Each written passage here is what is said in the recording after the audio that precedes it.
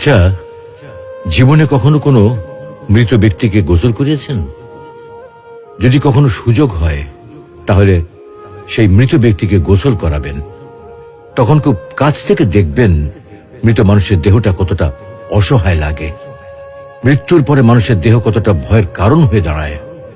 সুযোগ পেলে রাতে লাশটা পাহারা দেবেন, তখন বুঝতে পারবেন প্রিয় মানুষটার লাশ রাতের বেলায় আপনার কাছে কতটা অদ্ভুত লাগে, কতটা ভয়ের কারণ হয়ে ওঠে, কতটা আতঙ্কের কারণ হয়ে যায়।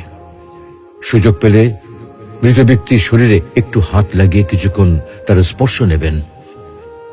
আপনি তখন উপলব্ধির সুযোগ পাবেন এই পৃথিবীতে বিশাল প্রভাব প্রতিপত্তি মৃত্যুর পরে কতটা নির্যাতনের রূপ নেয়। সুযোগ পেলে আপনজনদের লাশ কবরে নামাবেন খুব আগ্রহ নিয়ে।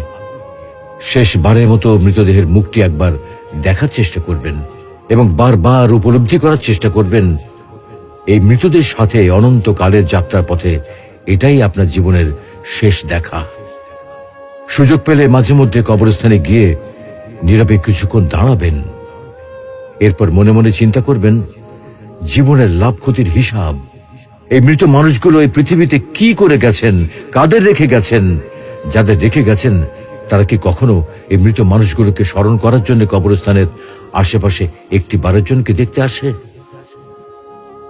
আমাদের জীবনটা বড় অদ্ভুত, বৈচিত্র্যময়। আমরা এর জন্য ওর জন্য, ধন সম্পদের জন্য, ঐশ্বর্যের জন্য, বাড়ি গাড়ি টাকা পয়সার জন্য কত না মায়া দেখাই, আগ্রহ দেখাই, আরো চাই আমাদের। অথচ এই জীবনে আমরা মৃত্যুর কথা না ভেবে, পরকালের জবাবদিহির কথা না ভেবে কিভাবে আরো সম্পদ অর্জন করতে পারি সেই চিন্তায় বিভোর থাকি। হায় রে জীবন, এখনো সময় আছে, ফিরে আসুন মহান রবের দিকে।